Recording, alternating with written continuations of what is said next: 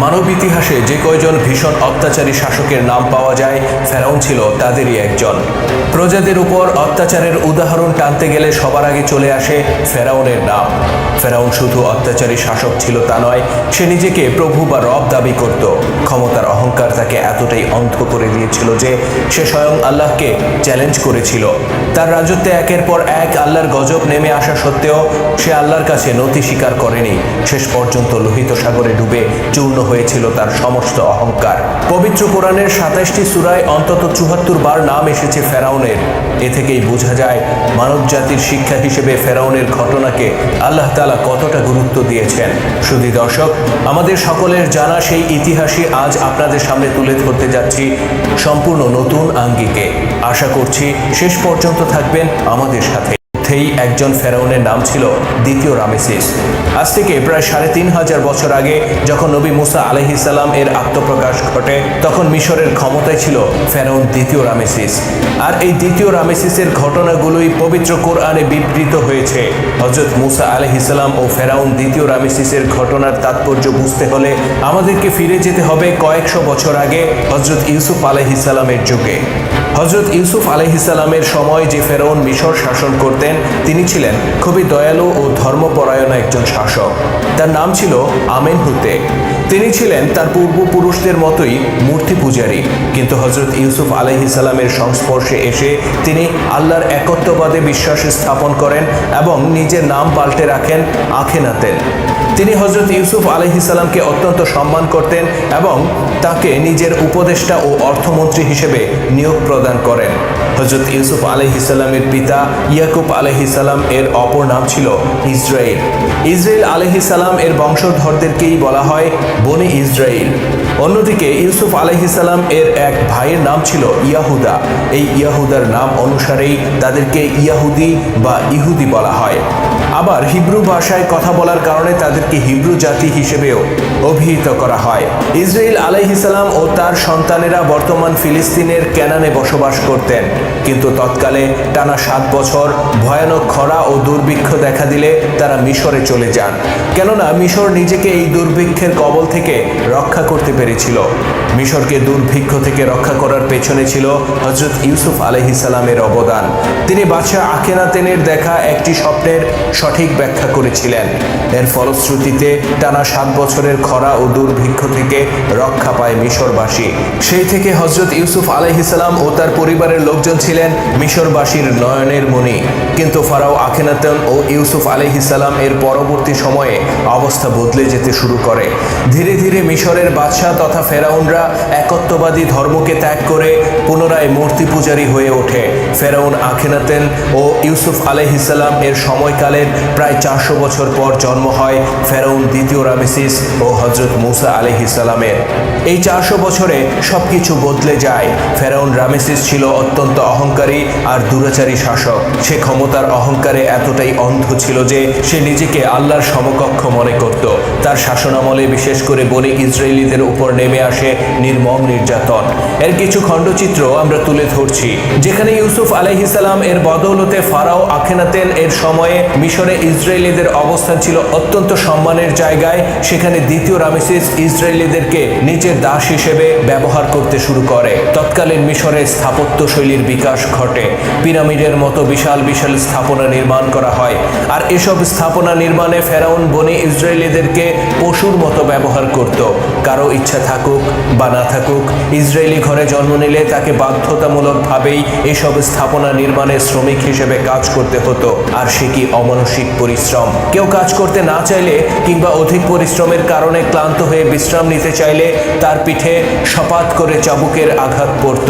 বনি ইসরায়েলীদের উপর অত্যাচার করে এভাবে কাজ আদায় করে নেওয়ার জন্য ছিল আলাদা বেতনভুক্ত রাজকর্মচারী।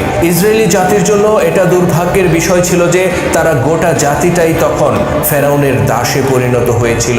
তাদের নিজেদের ইচ্ছা শক্তি বলতে কোনো কিছুই ছিল না। এই দাসত্ব থেকে মুক্তির একমাত্র উপায় ছিল মৃত্যু। ইহুদিদের জন্য আরেকটি ভয়ানক বিষয় ছিল এই যে তাদের কোনো বাচ্চা পড়ালেখা করতে পারত না। তৎকালীন মিশর জ্ঞান বিজ্ঞানের বিভিন্ন শাখায় উন্নতি লাভ করলেও বনি ইসরায়েলিদের জন্য পড়াশোনা করা ছিল নিষিদ্ধ। কোনো ইহুদি পরিবারের সন্তান শিক্ষা গ্রহণ করছে এমনটা জানতে পারলে সেই পরিবারকে হত্যা করা হতো। ওই সময় শুধু রাজপরিবার বা রাজকর্মচারী নয়, একজন সাধারণ মিশরীয় নাগরিকও যদি বনি ইসরায়েলিদের উপর কোনো অন্যায় করত তার কোনো বিচার হতো না। ওই সময় মিশরে ইহুদি হত্যা করা ছিল অতি সাধারণ বিষয়। ইহুদি নারীদের অবস্থা ছিল আরো শোচনীয়। ইহুদি পরিবারের কোনো মেয়েকে পছন্দ হলেই রাজকর্মচারীরা তাকে তুলে নিয়ে যেতে পারত এবং নিজেদের খায়েশ মেটাতে পারত। এজন্য তাদেরকে কারো কাছে কোনো কৈফিয়ত দিতে হতো না। এক কথায় ফেরাউন দ্বিতীয় রামেসিসের যুগে ইহুদিরা দুর্দশা ও লাঞ্ছনার চূড়ান্ত পর্যায়ে পৌঁছে যায়। এই যখন অবস্থা, তখন ফেরাউনের হাত থেকে বনে ইসরায়েলি জাতিকে উদ্ধার করার জন্য আল্লাহ তাআলা পাঠালেন তার নবী হযরত মুসা আলাইহিস সালামকে। কিন্তু বিপদের বিষয় হচ্ছে মুসা আলাইহিস সালামের জন্মের কিছুকাল আগেই ফেরাউনের রাজসভার বিশ্বস্ত এক গণক তার জাদুবিদ্যার মাধ্যমে জানতে পারে শীঘ্রই এক ইহুদি সন্তান জন্ম নিচ্ছে যে ফেরাউনের ধ্বংসের কারণ হবে। সে যুগে জাদুকর ও গণকদের প্রতাপ ছিল সাংঘাতিক, আর তাদের মর্যাদাও ছিল ভীষণ। তাদের মতামত নিয়েই ফেরাউন রাজ্য শাসন করত। সেই গণক ফেরাউনকে এই বিষয়টি অবগত করলে ফেরাউন সকল ইহুদি সন্তানদেরকে হত্যা করার নির্দেশ দেয়। ঘরে ঘরে শুরু হয় ইহুদি শিশু নিধন। কিন্তু আল্লাহ তাআলা তার ভবিষ্যৎ নবীকে রক্ষা করেন অত্যন্ত কৌশলে। তিনি ওহী পাঠান মুসা আলাইহিস সালাম এর মায়ের কাছে। আল্লাহর নির্দেশে মা শিশু মুসাকে একটি ঝুড়িতে করে নীল নদের পানিতে ভাসিয়ে দেন। ঝুড়িটি ভাসতে ভাসতে ফেরাউনের রাজপ্রাসাদের কাছে এসে ভেড়ে এবং ফেরাউনের স্ত্রী শিশু মুসাকে কুড়িয়ে পান। ফেরাউনের স্ত্রী আসিয়া নিঃসন্তান হওয়ার কারণে কুড়িয়ে পাওয়া এই শিশুকে নিজের সন্তানের মতো বড় করে তোলেন। তার নাম রাখা হয় মুসা, যার আরবি অর্থ হচ্ছে যাকে পানি থেকে উদ্ধার করা হয়েছে। আর হিব্রুতে মুসা বা মুসেস শব্দের অর্থ হচ্ছে উদ্ধারকারী। এভাবেই আল্লাহর ইচ্ছায় ফেরাউনের ঘরেই বড় হতে থাকেন তার ভবিষ্যৎ বিনাশকারী হযরত মুসা আলাইহিস সালাম। সবাই তাকে রাজপুত্র হিসেবেই জানত। এমনকি মুসা আলাইহিস সালাম নিজেও জানতেন না তার আসল পরিচয়, বরং নিজেকে ফারাও বংশের এক রাজপুত্র মনে করে নিজেকে সেভাবেই প্রস্তুত করে তোলেন তিনি। প্রাপ্তবয়স্ক হওয়ার পর মুসা আলাইহিস সালাম মিশরীয় সাম্রাজ্যের সর্বশ্রেষ্ঠ যোদ্ধা হিসেবে খ্যাতি অর্জন করেন। তিনি একের পর এক রাজ্য জয় করে ফারাও সাম্রাজ্যকে অধিকতর সমৃদ্ধ করতে থাকেন। তাছাড়া একজন দয়ালু ও প্রজাবৎসল রাজপুত্র হিসেবে তিনি রাজা প্রজা নির্বিশেষে সকলের শ্রদ্ধার পাত্রে পরিণত হন। বিশেষ করে নির্যাতিত মানুষেরা তার মাঝে খুঁজে পায় নিজেদের মুক্তির ছায়া। তারা বিশ্বাস করতে থাকে মুসা আলাইহিস সালাম যদি মিশরের রাষ্ট্র ক্ষমতায় আসেন তাহলে তাদের ভাগ্য বদলে যাবে। আর এভাবেই রাজা প্রজা নির্বিশেষে সকলের শ্রদ্ধা, ভালোবাসা, বীরত্বের প্রশংসা, রাজপ্রাসাদের আরাম আয়েশ ইত্যাদি নিয়ে সময় পার হতে থাকে হযরত মুসা আলাইহিস সালামের। কিন্তু মুসা আলাইহিস সালামের এই রাজকীয় সুখ ও আধিপত্য বেশি দিন স্থায়ী হয় না। এক পর্যায়ে মুসা আলাইহিস সালাম জানতে পারেন তিনি রাজপুত্র নন, বরং এক ঘটনায় এটা প্রকাশ পেয়ে যায় যে তার জন্ম এক বনি ইসরায়েলি পরিবারে। শুধু তিনি একা নন, বিষয়টি চারদিকে জানাজানি হয়ে যায়। আর এটা জানার পর ফেরাউন অত্যন্ত ক্ষিপ্ত হয়ে পড়ে। তথাপি সে নিজেকে নিয়ন্ত্রণ করে। ইহুদি ঘরে জন্ম নিলেও মুসা আলাইহিস সালামকে সে ছোট থেকে নিজের সন্তানের মতো বড় করে তুলেছে। সে মুসা আলাইহিস সালামকে হত্যা না করে বরং তাকে মিশর থেকে দূরে কোথাও চলে যাওয়ার নির্দেশ দেয়। অগত্যা মুসা আলাইহিস সালাম মিশর ছেড়ে বের হয়ে পড়েন। তিনি জানতেন না তার সামনে কি রয়েছে, তার কি কাজ আর কি তার জন্ম রহস্য। এভাবে তিনি 10 বছর মিশরের বাইরে অবস্থান করেন। এই সময়ে তিনি একটি বিয়ে করেন এবং তার এক পুত্র সন্তানের জন্ম হয়।